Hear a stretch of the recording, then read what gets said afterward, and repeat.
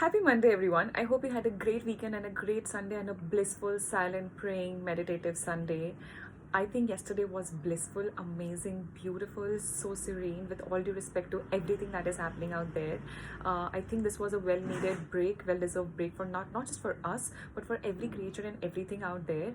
And I hope you had you made a good use out of it. And I hope you're praying for well-being of everyone. And I hope you are safe with your families.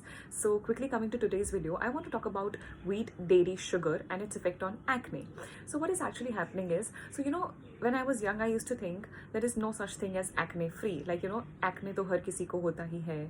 Acne hona is very normal. Every second girl has it. But like I've already mentioned in a lot of my videos, just because something is common, it does not makes it normal. So it's not normal to have acne throughout. You have to always understand that your body is your body is always continuously growing, flowing, moving, sucking, pumping, breathing.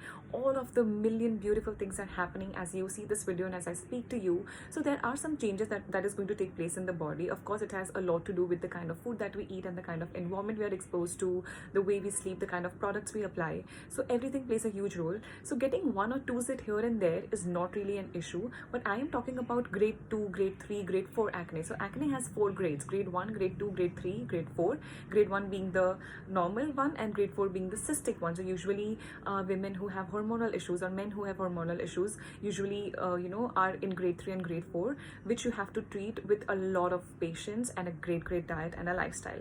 So there are so many communities in this world where they just do not have acne. So if you look at Okinawas from Japan, if you look at people from African Batuns, and there is this Puru Valley in Brazil, there are so many communities out there that they just do not have acne. And a lot of scientists got intrigued by this, and they actually studied so as to what was that one thing that was not giving them acne as compared to all of the world, where every second teenager is walking with acne on their face. And so what they found was, the evidence suggested it was not really in the genes, but it has a lot to do with the kind of food that they were eating. So if you look at the African Batuns, they were eating wild caught fish, they were eating guavas, mangoes, everything that was local to them. If you look at Okinawas from Japan, they were eating again local fruits, vegetables, seasonal fruits, and they were eating fish, chicken, but everything was local to where they were living. And they were not about eating carbs, proteins, and fats. They were just eating local, organic, seasonal produce, which give them great health. And by the way, Okinawas in Japan, I think they are the longest living people on earth. So I think 120, I'm not sure about the number, but again, 100 is a huge number. So what scientists and what evidence suggested was it has nothing to do with their genes and everything to do with the kind of food that they were eating. So if we give them the food, so what we are eating these days, so it's like a lot of processed food, carbohydrates, starchy food, sugar, wheat, dairy. So if we start giving them these foods, would they get acne? And guess what? So the people who had no history of getting acne started getting acne when we started introducing the Western food into their diet. Now, when you look at modern dermatology, what we are doing is we are looking at the inflammation. We are looking at Propionibacterium acne, that is the bacteria that causes acne. We are looking at a lot of things that is going, so like excessive production of sebum. But every pill that you take is just suppressing this symptom and is not really touching upon the root cause. So as to what is going so wrong with your gut, or what is going so wrong inside your body and its regular bodily functions, that it is giving you acne. Now, if you look at us, we have access to everything in this world. We have all the money, and even if we don't have money, we will be able to afford the money to give to a dermatologist, or just give their high fees, or take extremely expensive lotions and creams, and just applying everything that is present in the market out there. But you take a minute and tell me, does it work? And if it works, does it last? And if it has worked, why does it not last? And if it didn't work, why do you put your money there? So you have to know that something is going wrong in this equation, and you have to look into why am I getting acne in the first place. So I'm just going to relate this to food. Now there can be a gazillion of reasons as to why you and I get acne, but I'm just going to quickly talk about a little science behind the food that we are eating. So let's say every time we eat something that is excessively rich in carbohydrates or starch or sugar or wheat or dairy, what is actually happening is there is something known as insulin that the pancreas produces to decrease the blood sugar levels or to maintain the blood sugar levels.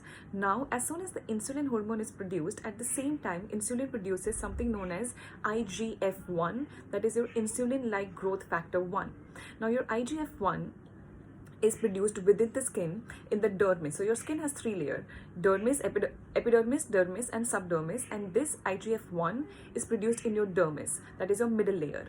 Now what is happening here is it stimulates your tissues and hair follicles, which in turn produces excess of sebum, and this excess sebum and this excess of tissues and hair follicles clogs up together, and it gives you acne. So you see it like, a red popping pill that is just, slowly day by day, night after night, it starts to come out, because the skin is trying to slowly, push it and just like throw it on the surface of your skin, so that eventually it can eject from the body.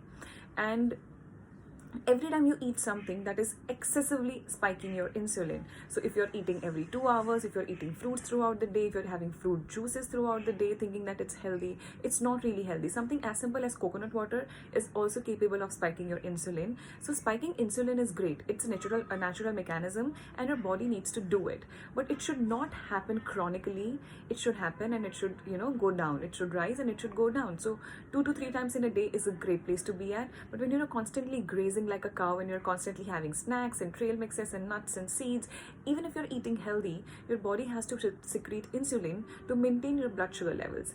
Every time your blood sugar levels are through the roof, this process is taking place, which may or may not give you acne depending on what your body's set point is. So if you look at a lot of PCOD cases, so a lot of girls who come to me who have PCOD, and if they have been put on a medication known as metformin, what is actually happening is this drug is actually lowering down their blood sugar levels. As soon as the blood sugar level is maintained, their acne also goes away, because you are actually physically decreasing the blood sugar level, which is initially giving you acne. But everything has a side effect when it is synthetic and when it is not produced by the body. So every time you eat tomato kheera dal ke brown bread sandwich or a multigrain sandwich, it's not really working. Multigrain breads and your dry food and your cereals and your Kellogg's and all of these things, it's not food. It's not food. It's not life. It's dead food. Even cooked food is dead food. So think about the food that has been vacuumed, and then you put it in the milk, then you put chocos and sugar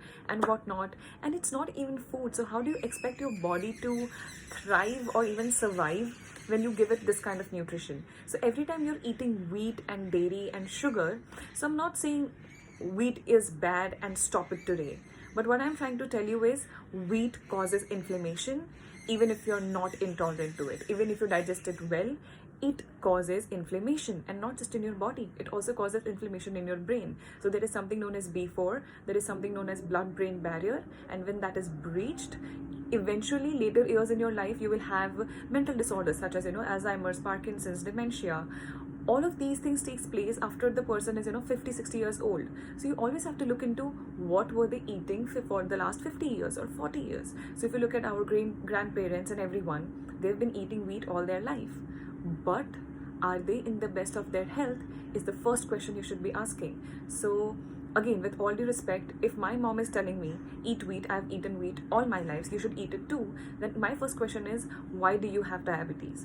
If you do not go out to eat, if you have been eating home cooked food, if you have grown up in an environment much better than I am growing in, just nature wise speaking, so why do you have diabetes? And if you have done everything right, if you're just eating 2 chapatis for lunch, 2 chapatis for dinner, why do you have diabetes?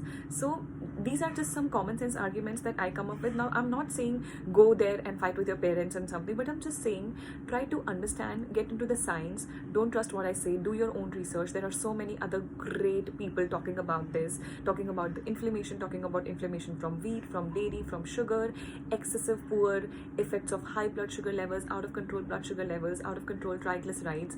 Everything impacts your skin, everything impacts your body, and everything is connected. So we can't just look at acne ke liye pill and we are fine. You have to go deep inside and see what is going wrong.